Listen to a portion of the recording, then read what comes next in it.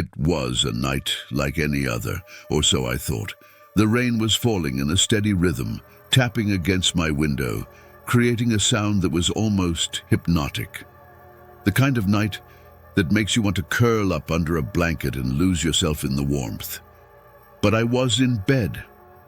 I was sitting in front of my computer, the glow of the screen casting eerie shadows around the room.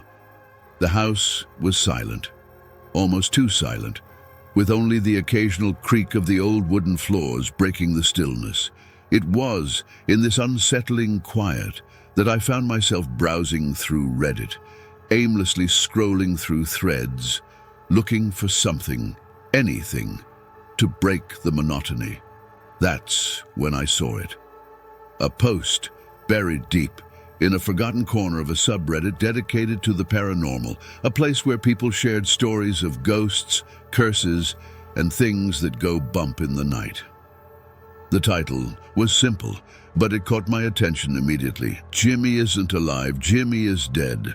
My heart skipped a beat as I clicked on it, curiosity piqued by the cryptic words. The post was written in a way that felt raw and real, as if the author was trying to unburden themselves of a horrifying truth. They recounted a chilling memory from their childhood, a night when they were awoken by their younger sibling, who in a trance-like state spoke of a boy named Jimmy.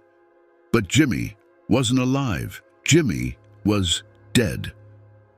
The details were sparse, deliberately vague, as if the author was too afraid to delve deeper into the memory, or perhaps too haunted by it to continue.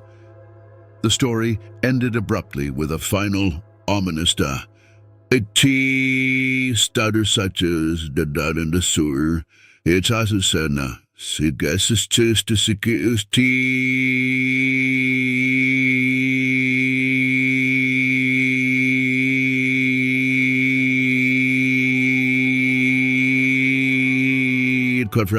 A shiver ran down my spine, but I shook it off.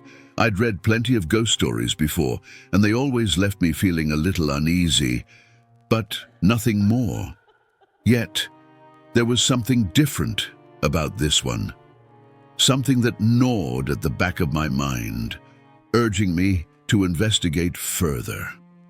Maybe it was the way the author's words seemed to bleed desperation, or perhaps it was the eerie familiarity of the situation. I couldn't place it, but I felt compelled to dig deeper. I quickly scanned through the comments, but most were the usual mix of skepticism and half-hearted attempts at debunking the story. A few people claimed to have had similar experiences, but none offered any real insight. Frustrated, I decided to look into the author's profile, hoping to find more about them or the story. But their account was nearly empty, save for a few other posts in similar subreddits, each one detailing different yet equally disturbing encounters with the supernatural. Something about the author's scattered tales felt off, as if they were connected by an invisible thread. It was almost as if they were piecing together a puzzle, one horrifying event at a time. The more I read, the more I felt a creeping sense of dread, but I couldn't stop myself. I was hooked, drawn into the darkness of their world, a world that was beginning to blur the line between fiction and reality. As I continued to read, a strange feeling washed over me, a feeling that I wasn't alone. I paused, my fingers hovering over the keyboard, ears straining to catch any sound in the quiet house. But there was nothing, just the steady rhythm of the rain and the faint hum of my computer. I shook my head, trying to dismiss the unease that was building in my chest. It was just a story, after all. Just words on a screen. But as I stared at the final line of the post again, I still see him, sometimes in the corner of my room, watching me. A chill ran down my spine. My eyes darted to the corner of my own room, where the shadows seemed to stretch and twist in the dim light. For a moment, just a moment, I thought I saw something, a figure, standing just at the edge of the darkness.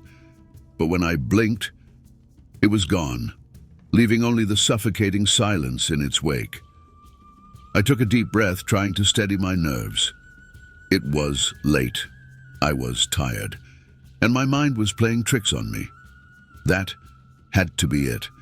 But the sense of being watched, of something lurking just beyond the edge of my vision, refused to leave me. I told myself it was just a story, just another ghost tale on the internet, nothing more. But deep down, a voice whispered that I had already crossed a line, that something had noticed me, and it was watching. As I delved deeper into the post and its eerie contents, I realized that if I was going to share this story, I needed to make some changes. The names, those hauntingly familiar names, had to be altered. It wasn't just about privacy. There was something darker, something almost ritualistic about keeping the identities hidden. The original post mentioned a child named Jimmy, but that name felt wrong somehow, like an invitation to something sinister. I knew instinctively that some things shouldn't be named, that to do so might give them power. And so, with a growing sense of dread, I decided to change the names. But as I started, a strange thing happened. The names seemed to resist being altered. Every time I tried to type a new one, my mind went blank, and my fingers hesitated over the keys. It was as if the original names had a life of their own, as if they didn't want to be changed. The more I tried, the more I felt an overwhelming sense of being watched, as if the very act of renaming was awakening something. The first name I tried to change was Jimmy's. I typed the letters slowly, deliberately, as if choosing a new name could somehow shield me from whatever dark force lurked behind the story. But each time I did, a strange, cold draft seemed to brush against my skin, and the hairs on the back of my neck stood on end. It was as though someone was standing right behind me, peering over my shoulder, watching, waiting. My mind raced with fear, but I forced myself to continue. I needed to distance myself from the original post, to create a barrier between me and whatever horror it was connected to. I finally settled on the name Sam instead of Jimmy, feeling a strange resistance as I typed it out. The air in the room grew thick, oppressive, as if the walls were closing in around me. I moved on to the other names in the story, each one feeling like a struggle, each keystroke weighted with an unseen force. As I altered each name, I couldn't shake the feeling that I was being watched more closely, that something was growing restless. It was as if I was disturbing something ancient, something that didn't want to be changed or forgotten. The original poster had mentioned a sister named Emily, who had also seen Jimmy, or Sam, as I had now renamed him. Changing Emily's name was even harder. My fingers hovered over the keyboard, unable to press down. The name felt rooted, anchored in some dark place I couldn't reach. When I finally managed to change it to Sarah, the sense of unease intensified, a prickling fear that crawled under my skin. As I typed the final name, the lights flickered. My heart pounded in my chest, the sound of my pulse loud in my ears. The flickering wasn't just a simple power surge. It felt deliberate, as if something was reacting to what I was doing, expressing its displeasure. The shadows in the room deepened, and I could swear I saw movement out of the corner of my eye, a quick, darting motion that vanished as soon as I turned my head. My breath came in shallow gasps as I finished typing the last name. The room was silent again, but the air was thick with tension, like a storm about to break. I stared at the screen, reading the new names over and over, trying to convince myself that I had done the right thing. But the unease wouldn't leave. The sense of being watched, of something waiting just out of sight, was stronger than ever. I told myself it was just nerves, that the flickering lights and the strange sensations were just my imagination playing tricks on me. But deep down, I knew better. The names I had changed weren't just names. They were something more, something tied to the very essence of the story. And by changing them, I had disturbed something that should have been left alone. The feeling of being watched persisted, an icy presence that seemed to hover just beyond the reach of the light. Every creak of the house, every shadow that moved in the periphery of my vision felt like a sign, a warning that I had crossed a line. I tried to shake it off, to convince myself that I was just being paranoid. But the fear gnawed at me, whispering that something had taken notice of me, something that didn't appreciate being tampered with. I saved the document with the new names and closed my laptop, but the dread didn't fade. It lingered in the corners of the room, in the dark spaces behind the furniture, in the silence that was no longer comforting. As I lay in bed that night, the shadows seemed to stretch and move, as if they were alive, watching, waiting. Sleep eluded me, chased away by the thought that I had invited something into my life, something that wouldn't be so easily forgotten. And then, just as I was on the verge of drifting off, I heard it, a whisper, barely audible, coming from the darkest corner of the room. It was a voice I didn't recognize, but it spoke with a familiarity that chilled me to the bone. It said only one word, but it was enough to freeze my blood and send a wave of terror crashing over me. Jimmy. As I continued to delve into the chilling story I had found on Reddit, the unease that had been creeping up on me since I changed the names only grew stronger. The feeling of being watched, of something lurking just out of sight, had become a constant presence, gnawing at the edges of my sanity. Despite the fear, I couldn't stop myself from digging deeper into the mystery. It was as if the story had taken hold of me, pulling me in, refusing to let go. The post mentioned a specific location, a small, forgotten town nestled deep in the woods, a place that barely existed on any map. The author had hinted that this town was where Jimmy, or Sam, as I had renamed him, had lived before his untimely death. The details were vague, almost like a memory, half remembered, but the post was clear on one thing. Strange and terrifying things had been happening there for years, ever since Jimmy's death. I began searching for any information I could find about the town.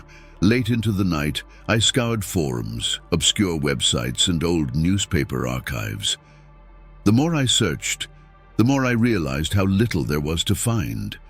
It was as if the town had been deliberately erased from history, its name mentioned only in whispers on the darkest corners of the internet.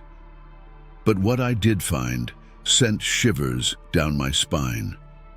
There were stories, dozens of them, about people who had gone missing in the woods near the town, about sightings of ghostly figures and strange flickering lights in the trees. Some people claimed to have seen a young boy, pale and lifeless, standing at the edge of the forest, his eyes hollow and empty. Others spoke of strange symbols carved into the trees, symbols that seemed to pulse with an eerie light. Each story was more terrifying than the last, and they all ended the same way, with a warning to stay away from the town. As I read through these accounts, my computer screen began to flicker, the text warping and distorting as if something was trying to interfere. At first, I thought it was just a glitch, but the more I read, the worse it got. The screen would flash, then go dark for a split second, before coming back to life with strange, garbled images that I couldn't make out. It was as if the story itself was trying to reach out, trying to pull me into its world. I tried to ignore the flickering and pressed on, determined to uncover the truth. But then the messages started. It began with a simple pop-up on my screen, an anonymous chat window that opened on its own. The first message was short, just a single word. Stop.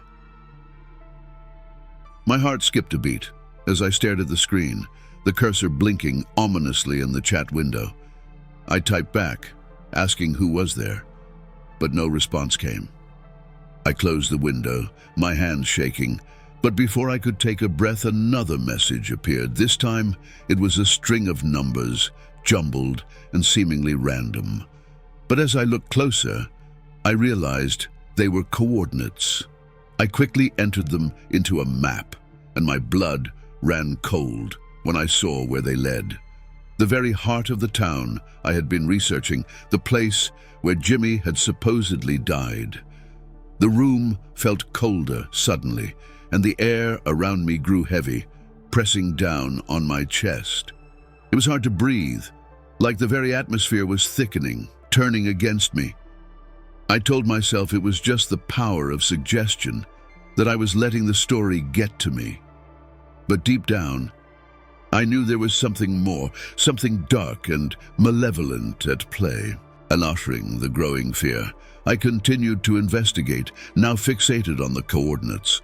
You found an old, grainy photograph attached to one of the online stories, showing the very spot where the coordinates led. The image was of a clearing in the woods, shrouded in mist, with something barely visible in the background, a shadowy figure just on the edge of the frame. It was hard to make out, but it looked like a child, standing unnaturally still, watching the photographer with eyes that were nothing but black voids. Suddenly, my computer screen went black. I cursed under my breath, frantically trying to bring it back to life. When the screen flickered back on, my heart nearly stopped. The chat window had reopened and a new message had appeared. "He is waiting for you." I stared at the words, my mind racing. The sense of dread that had been building now erupted into full-blown terror.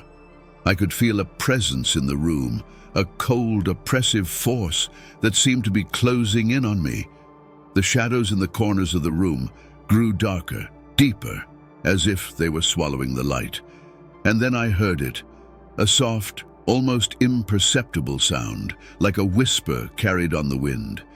It was coming from my speakers, barely audible, but unmistakable. "Come to me." The voice was faint, distorted, but I could hear the words clearly.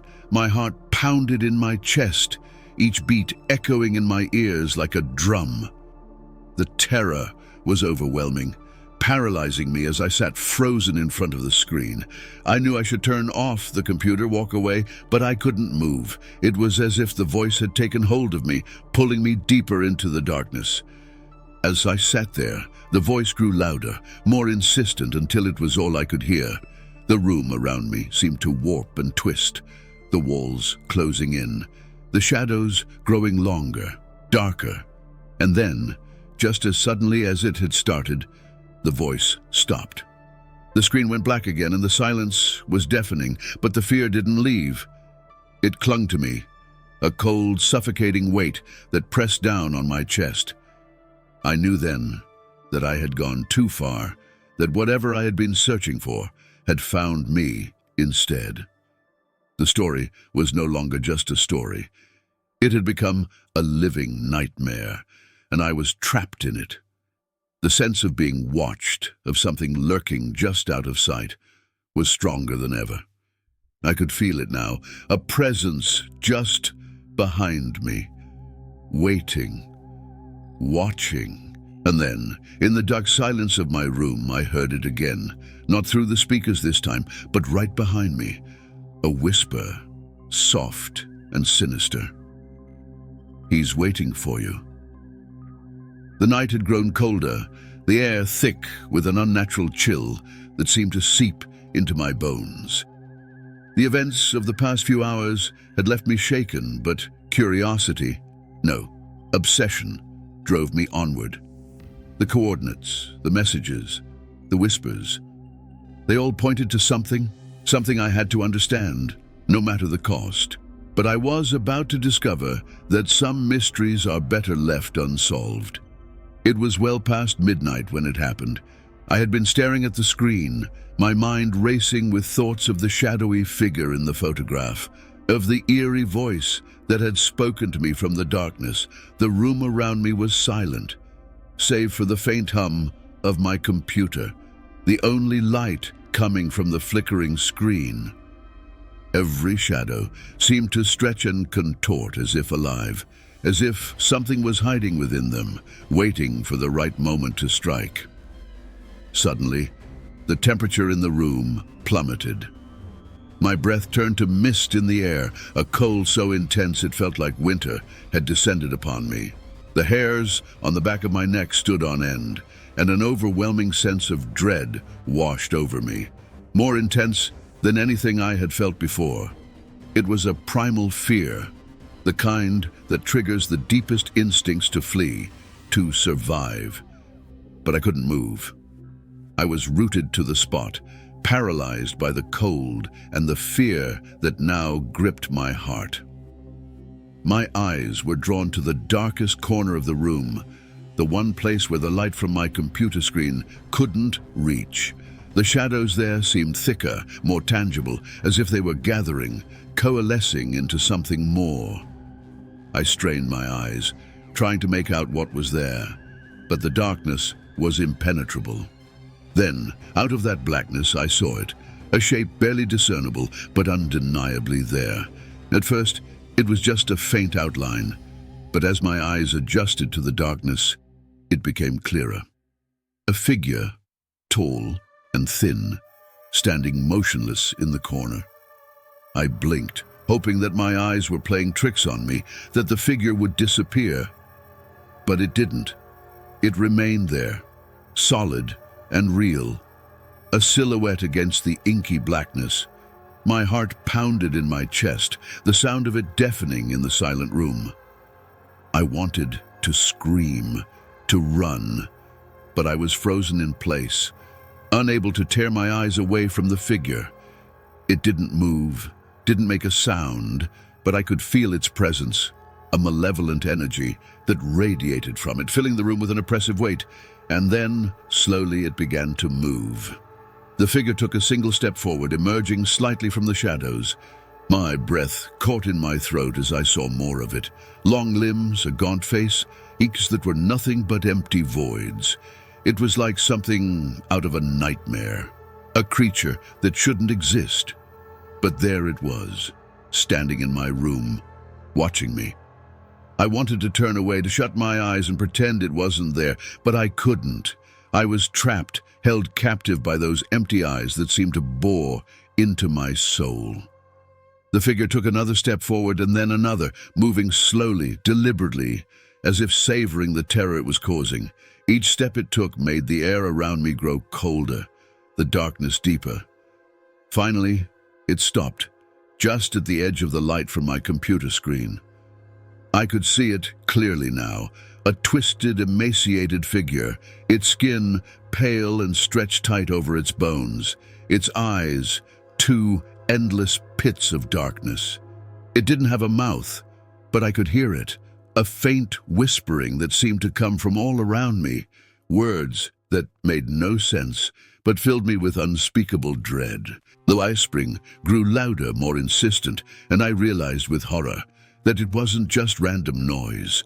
The words were forming, taking shape in my mind, a message that I didn't want to understand, but couldn't ignore. You shouldn't have changed the names. The words echoed in my mind, reverberating through my very being. The figure took another step closer, and I could feel its cold breath on my skin, a sensation that sent shivers down my spine. The whispering continued, relentless, a chorus of voices that seemed to come from the very walls of the room. You disturbed us. I felt tears welling up in my eyes, the terror overwhelming me. This was no longer just a story, just a game of curiosity. I had crossed a line, and now I was facing the consequences. The figure reached out a skeletal hand, its fingers long and claw-like, inches from my face. The air around me seemed to vibrate with a malevolent energy, and I knew that if it touched me, if those fingers made contact, Something terrible would happen. Something that I wouldn't survive. You will pay. The words were the last thing I heard before the power in the house went out, plunging the room into complete darkness. I screamed, finally finding my voice, but the sound was swallowed by the blackness, muffled as if I were underwater. I scrambled to my feet, knocking over the chair in my panic, and bolted for the door. My hands fumbled for the doorknob in the pitch black, and when I finally found it, I wrenched it open and stumbled into the hallway. The house was silent, eerily so, and the darkness seemed to follow me, clinging to me like a shroud. I didn't stop running until I was outside, the cold night air hitting me like a slap. I stood there, gasping for breath, my heart racing, trying to make sense of what had just happened. But all I could think about was the figure, the whispering, and the sense that I had narrowly escaped something far worse than death. As I looked back at the house, I saw it, just for a moment, in the window of my room, the figure, watching me, those empty eyes following my every move. And then it was gone, leaving only the darkness behind. But I knew, deep down, that it wasn't over. Whatever I had awakened, whatever I had disturbed, wasn't finished with me. The real terror had only just begun. After that night, my life descended into a waking nightmare. The encounter with the figure in my room had shaken me to my core, but I foolishly believed that leaving the house would put an end to it. I was wrong, terribly wrong. The terror that had begun in that darkened room followed me, seeping into every corner of my existence, turning my days into an endless cycle of fear and dread. It started with the feeling of being watched. No matter where I was, at home, at work, even in crowded places, I could feel eyes on me, cold and unblinking. At first, I tried to dismiss it as paranoia, a lingering effect of that night. But the feeling never left, growing stronger each day, until it became impossible to ignore. I would catch glimpses of something out of the corner of my eye, a shadow, a flicker of movement. But when I turned to look, there was nothing there. Yet the sensation of being observed persisted, an oppressive weight that bore down on me constantly. Sleep became elusive. Every time I closed my eyes, I would see it. The figure from my room, standing at the foot of my bed, its empty eyes staring into my soul. The whispering would start again, soft at first, like a distant wind, but growing louder and more insistent as the night wore on. The voices, those terrible, disembodied voices, would repeat the same words over and over, drilling them into my mind until I was on the verge of madness. You disturbed us. You will pay. I tried everything to escape the torment. I moved out of my house, staying with friends, then in hotels, but it didn't matter. The figure followed me everywhere, always lurking in the shadows, always watching. The whispering would start at night, no matter where I was, and I would wake up drenched in sweat, my heart pounding with the sensation of cold fingers brushing against my skin. I was haunted and there was no escape. And there was the terror escalated quickly. Objects in my home began to move on their own. Small things at first, like books falling off shelves or doors creaking open. But soon, it became more aggressive. One night, as I was sitting in my living room, trying desperately to distract myself with mindless television, the lights began to flicker. The air grew cold, and I felt the now familiar presence in the room with me.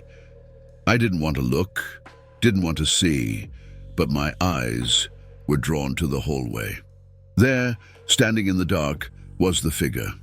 It was closer than ever before, its outline clearer, more defined.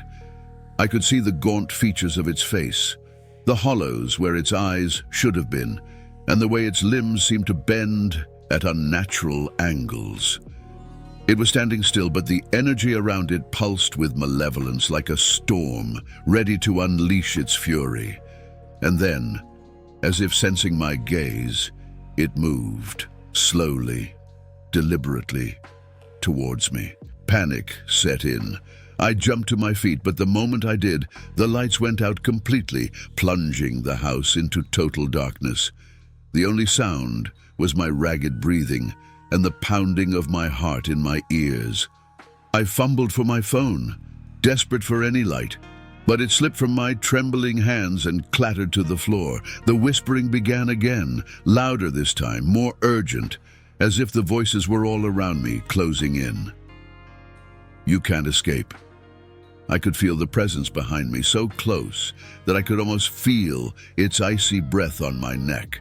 My entire body was paralyzed with fear, every instinct screaming at me to run, but I couldn't move. It was as if the darkness had taken hold of me, rooting me to the spot. And then, suddenly, the whispering stopped. The silence was deafening, but it lasted only a moment before I heard it. A soft, almost imperceptible sound, like the creaking of old wood. I turned slowly, my body moving on its own, and there it was, standing just inches away from me. The figure's hand reached out, its fingers impossibly long, skeletal, and cold as death itself. I recoiled, stumbling backward, but it followed, matching my every move, its presence overwhelming. I could feel it pressing down on me, suffocating me with its darkness. In a blind panic, I bolted for the door, flinging it open and racing out into the night. I ran without thinking, my only goal, to put as much distance between myself and that house as possible. But no matter how far I ran, the fear didn't leave me. It clung to me like a shadow, a constant reminder that I was no longer safe, no matter where I went.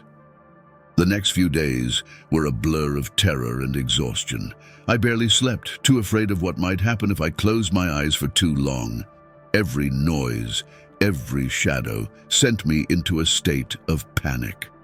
I began to see the figure everywhere, in reflections, in crowds, always at the edge of my vision, and the whispering never stopped.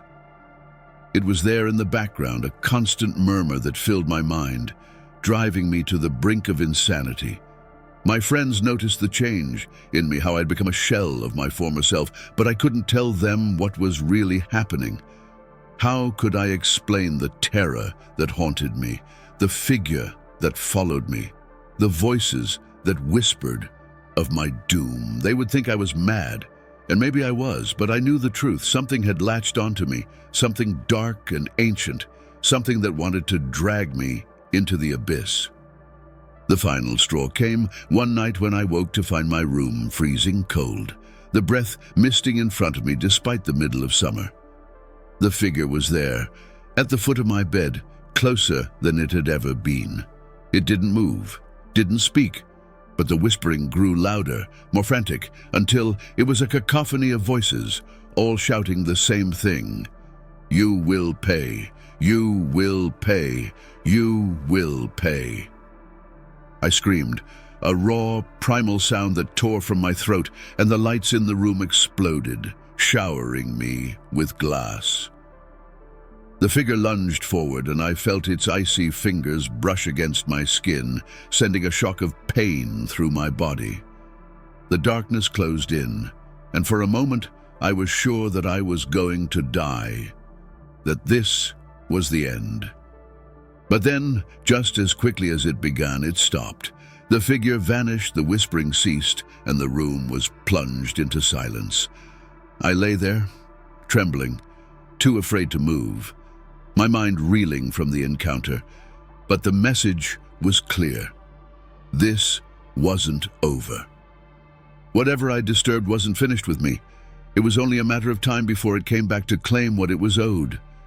And as I lay there, staring into the darkness, I realized with a cold certainty that no matter where I went, no matter what I did, I could never escape the horror that had latched onto me. The figure The voices, the terror, they were a part of me now, a shadow that would follow me to the end of my days. And all I could do was wait for the moment when it would return, when the darkness would close in once more. And this time, there would be no escape. As the days turned into weeks, the relentless terror that had consumed my life showed no signs of abating. The figure's presence was a constant shadow, lurking in every corner, every reflection, always just out of sight. The whispering voices had become an incessant chorus in my mind, their dark chant haunting my every waking moment and invading my dreams. I was exhausted, a hollow shell of who I once was, but something deep inside me refused to give up. I needed answers. I needed to understand what had been unleashed upon me, and most importantly, how I could stop it. Desperation drove me back to where it all began. The original Reddit post that had set these horrors in motion. I read and reread every word, every comment, searching for something I might have missed, some clue that would unravel the mystery. But the more I searched, the more I realized that the true horror lay not in what was written, but in what was left unsaid. The post was a puzzle, deliberately vague, its true meaning hidden between the lines. And then, one night, as I was poring over the post for what felt like the 100th time, something clicked. It was a small detail, almost insignificant, but it stood out like a beacon in the darkness. The original author had mentioned a date, a specific night when they had first encountered the entity. It was the same night I had changed the names in the story. The night everything had spiraled out of control, but that wasn't the only connection. The date also coincided with an old local legend I'd stumbled upon during my research, one that spoke of a curse tied to a place long forgotten, deep in the woods. My hands shook as I dug deeper, searching through ancient folklore and forgotten histories. The story I uncovered was more horrifying than anything I could have imagined. It spoke of a small, isolated town, one that had once stood where the woods now grew. The town had been home to a small community, devout and superstitious, who believed they had to appease the spirits of the land to protect themselves from evil. But one year, a terrible drought struck, and with it came famine and disease. The townsfolk grew desperate, and in their desperation, they turned to darker practices. They believed that a child, pure and innocent, would appease the spirits and end their suffering. A boy was chosen, Jimmy, or rather, the child whose name I had unwittingly replaced.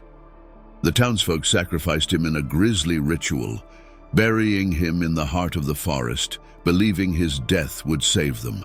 But instead of salvation, the town was cursed. The boy's spirit, vengeful and tormented, returned, not as the innocent child he once was, but as a twisted, malevolent force. One by one, the townsfolk disappeared, their bodies never found, and the town itself was swallowed by the forest, erased from the maps and forgotten by time. The boy's spirit, now bound to the land, haunted the woods, his wrath growing with each passing year. The few who ventured into the area spoke of a figure, gaunt, with hollow eyes, that watched from the shadows, always just out of sight. I realized with growing horror that by altering the names in the story, I had somehow drawn the boy's attention to me. It was as if by changing the name, I had taken the place of those who had wronged him, becoming the target of his undying rage. The figure that haunted me was no mere ghost. It was the spirit of that boy, twisted by centuries of anger and suffering, bound to the curse that had doomed his life. The realization hit me like a punch to the gut. This wasn't just a random haunting. This was a curse, one that had been laid down long before I was born, one that had been waiting for someone to disturb it. And I had done just that. By changing the names, By trying to alter the story, I'd unwittingly become a part of it, linking myself to the boy's spirit and the curse that surrounded him. But the horror didn't end there. As I continued to research, piecing together the fragments of the past, I discovered something even more chilling. The boy's spirit wasn't just seeking vengeance. He was trying to escape. The curse that bound him to the land was weakening, and he needed a vessel, someone to carry his rage, his pain, into the world beyond the woods. That someone was me. The whispers in my mind, the figure that followed me, the escalating terror, it was all part of his plan. He was wearing me down, breaking my will, preparing me to take his place to carry his curse. The ritual that had been started all those years ago was unfinished, and I was to be the final piece. The weight of this realization crushed me, filling me with a despair so deep it was almost suffocating. I'd been marked, chosen, and there was no escape. The boy's spirit was relentless, and he wouldn't stop until he had what he wanted, freedom from his torment, at the cost of my soul. I knew then that I was out of time. The boy's presence was growing stronger, his influence more pervasive. The shadows were darker, the whispers louder, and the figure closer with each passing day. The final confrontation was inevitable, and I was powerless to stop it. The curse had claimed me, and soon I would be nothing more than a vessel for a vengeful spirit, trapped in a cycle of terror that would never end. As I sat in the dark, the weight of my fate pressing down on me, the whispering started again, soft at first, but growing louder, more insistent. And then, in the silence of the night, a final message, clear and unmistakable, echoed in my mind. You are mine. The room grew colder, the shadows deeper as the boy's spirit closed in. The horror of what was to come settled over me, a suffocating blanket of fear and despair. There was no escaping it, no stopping it. The curse was too powerful, too ancient, and I was too weak. And so I waited, the darkness closing in around me, knowing that the end was near. The boy's spirit would have his revenge, and I would become the next chapter in a story that had begun centuries ago, a story of blood and pain, of curses and spirits, of a boy who was sacrificed to save a town, only to become the very thing that destroyed it. And as the figure emerged from the shadows one final time, I understood the true meaning of terror, an endless, inescapable horror that would follow me beyond death, a curse that would never let me go. The last thing I saw before the darkness took me was those hollow eyes, empty and endless, drawing me into their depths. And then there was nothing but the cold and the darkness and the knowledge that I was lost forever. The night had come when I knew I could no longer run, no longer hide from the inevitable. The boy's spirit, twisted by centuries of anger and pain, had finally drawn me to the breaking point. The air was thick with an oppressive energy, the kind that made every breath feel like a struggle. And the whispers had grown louder, more insistent, echoing in my mind like a chorus of the damned. The darkness in my home seemed to pulse with a malevolent life of its own, and I could feel the figure, his figure, drawing closer, waiting for the moment to strike. I sat in the living room, every light turned on, though the brightness did little to dispel the shadows that clung to the corners of the room like ink stains. My heart raced, every nerve in my body on edge, knowing that tonight would be the end. Whether I would survive or something much worse awaited me, I couldn't tell.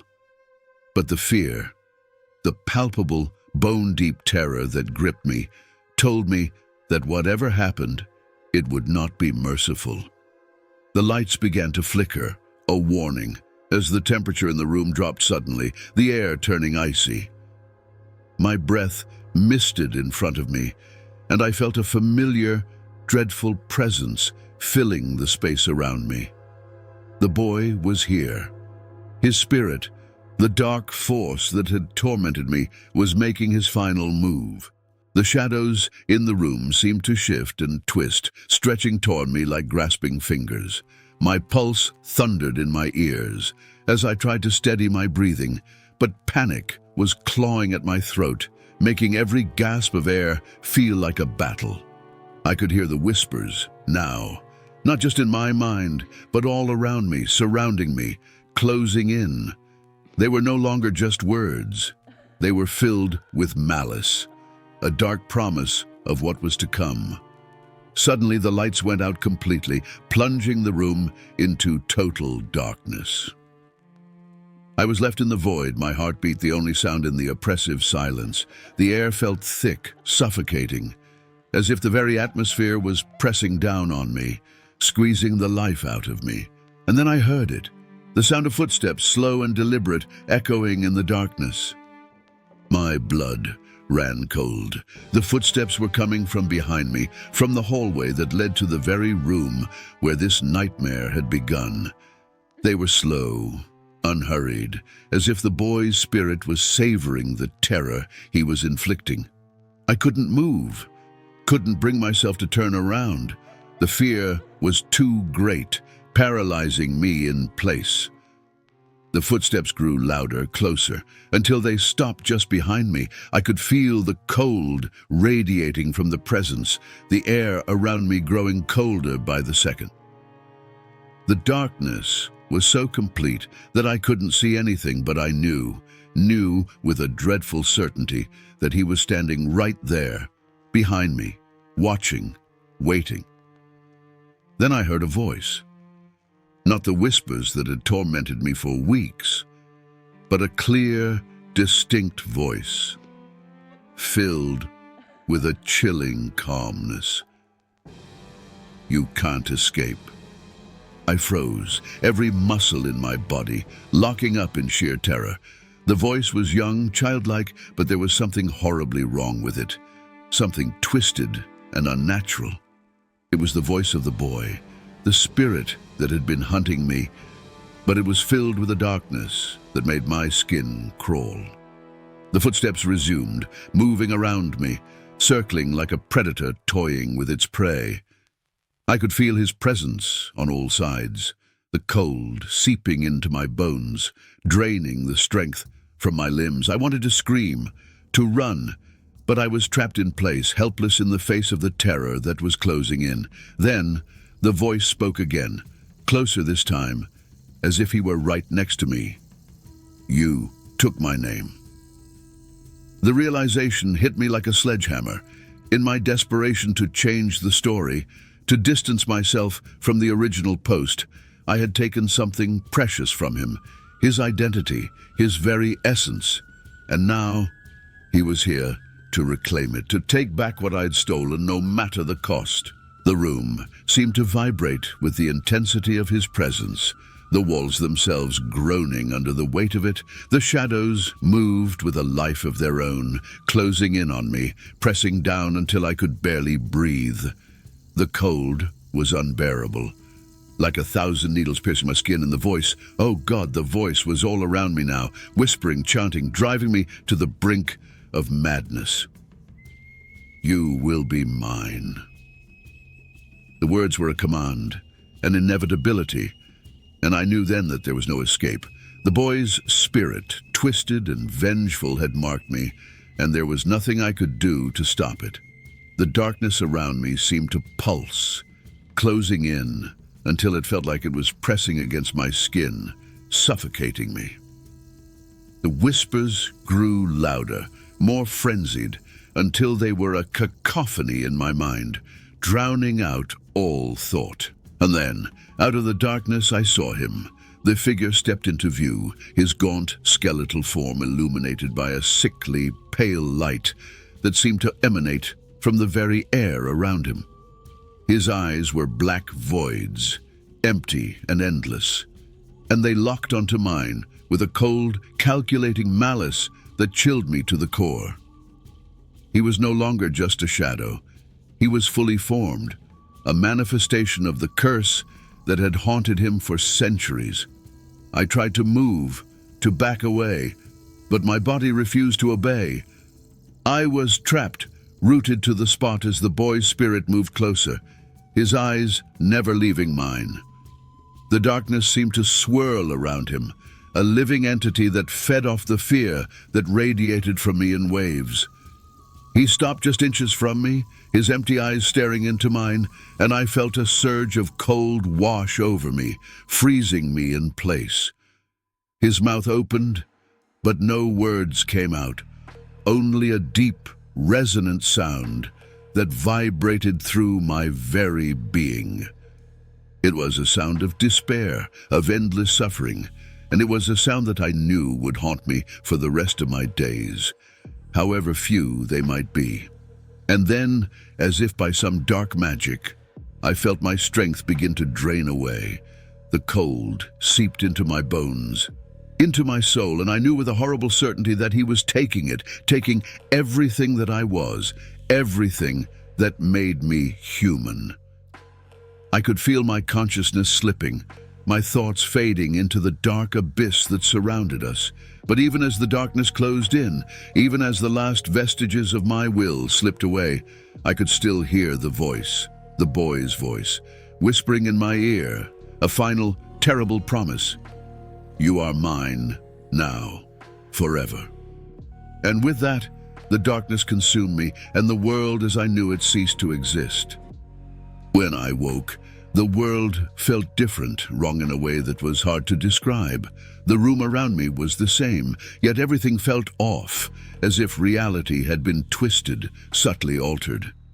The air was heavy, thick, with a sense of dread that clung to every surface, and the silence was oppressive, suffocating.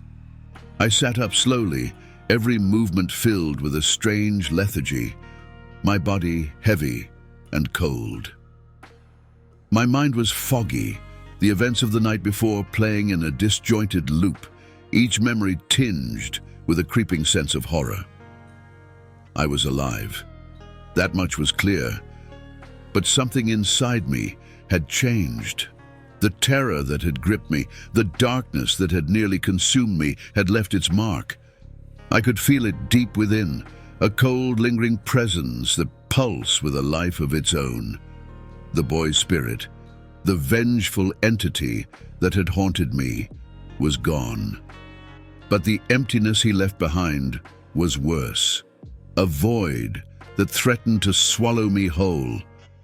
I stood up, my legs shaky, and stumbled to the mirror, needing to see my own reflection to confirm that I was still me. But the face that stared back at me was pale, drawn, the eyes haunted by shadows that hadn't been there before. I barely recognized myself, as if the person in the mirror was a ghost of who I once was. My skin was cold to the touch, my breath coming in shallow gasps that fogged the glass. The light in the room seemed dimmer, muted, as if the darkness that had plagued me had seeped into the very fabric of the world. As I stared at my reflection, a sense of dread began to build, a gnawing fear that something was terribly, irrevocably wrong. The mirror, once a simple object, now seemed like a portal to another reality, one where the lines between the living and the dead had blurred beyond recognition. The shadows in the room flickered, danced as if alive, and I felt the now familiar sensation of being watched. But this time, it wasn't just the boy's spirit. It was something more, something far worse. The curse that had haunted him, that had drawn me into its web, wasn't finished. I could feel it, a dark energy that pulsed through the room, a malignant force that was far from satisfied. The boy had been just one piece of a much larger puzzle, a single thread in a tapestry of horror that stretched back centuries. And now, I was part of it. As I stepped away from the mirror, I felt a chill pass through me, a cold that seeped into my bones and lingered there, refusing to leave. The room seemed darker, the shadows deeper, and the silence was filled with a tension that made my skin crawl. I wasn't alone. Something had followed me, something that had been awakened by my encounter with the boy's spirit. It was waiting, lurking, just beyond the edge of perception, biding its time. The whispering started again, soft and distant but unmistakable. The voices that had tormented me, that had driven me to the brink of madness, had returned. But they were different now, more subdued, as if whatever was speaking was trying to lull me into a false sense of security. The words were incomprehensible, a jumble of sounds that made no sense, yet filled me with an overwhelming sense of dread. And then, as I listened, one voice rose above the rest, clear and distinct, cutting through the murmur like a knife through flesh. "You belong to us now." The words sent a shock of terror through me, freezing me in place. I could feel the truth in them, the weight of the curse that had been passed down through generations, now resting on my shoulders. The boy's spirit may have been vanquished, but the darkness that had created him, the malevolent force that had driven him to madness, was still very much alive, and it had claimed me. I staggered back, away from the mirror, but the cold followed me, clinging to me like a second skin. The room seemed to warp and shift, the walls closing in, the shadows stretching and twisting in unnatural ways. I could hear the whispers growing louder, more insistent, filling the air with their dark, sinister intent. The curse had taken root inside me, and there was no escape. I stumbled to the door, desperate to flee, but as I reached for the handle, the whispering stopped abruptly, replaced by a silence so complete it was deafening. The room grew colder, the air heavy with the stench of decay, and I felt a presence behind me, closer than ever before. I didn't want to turn around, didn't want to see what had come for me, but I couldn't resist.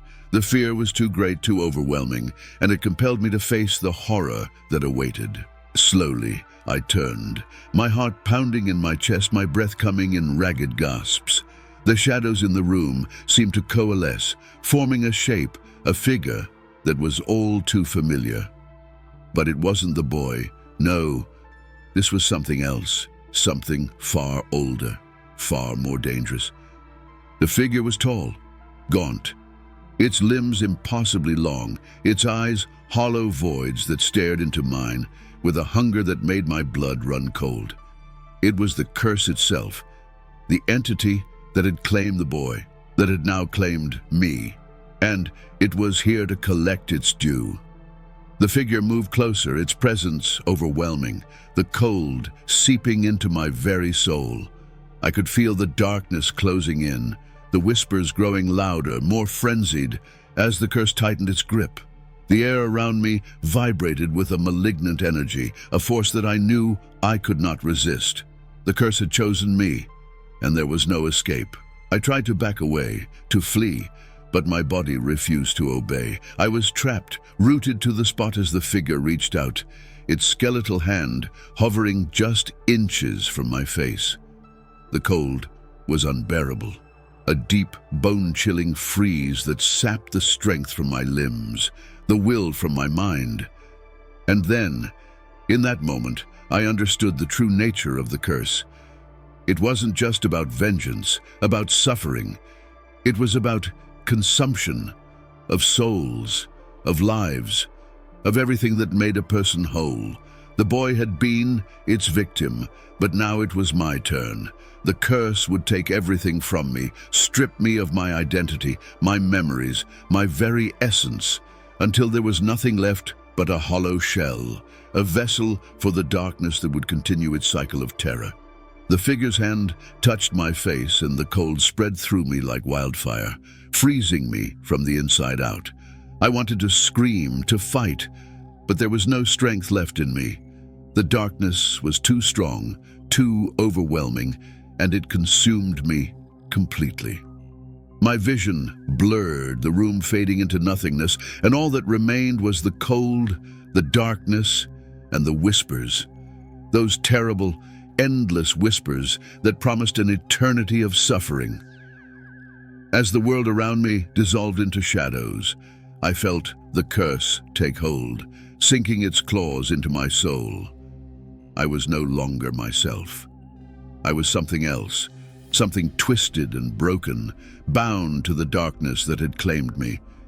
The whispers continued, a never-ending chorus that would haunt me for all time. And I knew that there was no escape, no salvation. The figure leaned in closer, its hollow eyes staring into mine, and I saw the truth reflected in those endless voids. The curse was eternal, unbreakable, and I was now part of it, forever entwined with the darkness that had claimed me. My fate was sealed, my soul lost to the abyss, and there was nothing I could do to change it. As the last remnants of my consciousness faded into the void, the whispers spoke one final time, a chilling, triumphant chant that echoed through the darkness. You are ours now, forever. And with that, the darkness closed in, and I was lost, swallowed by the curse that would never let me go, doomed to an eternity of terror and despair. The figure, the darkness, the whispers, they were all that remained, a constant, inescapable reminder of the horror that had consumed me. And in that endless, suffocating darkness, I understood the true meaning of fear, the fear of never escaping, of never being free, of being trapped in a nightmare that would never end. The curse had claimed me, and it would continue to claim others, feeding on their terror, their despair, until the end of time. And so, in that dark, twisted reality, I was left to wander, a lost soul, bound to the curse that had destroyed me, forever searching for an escape that would never come.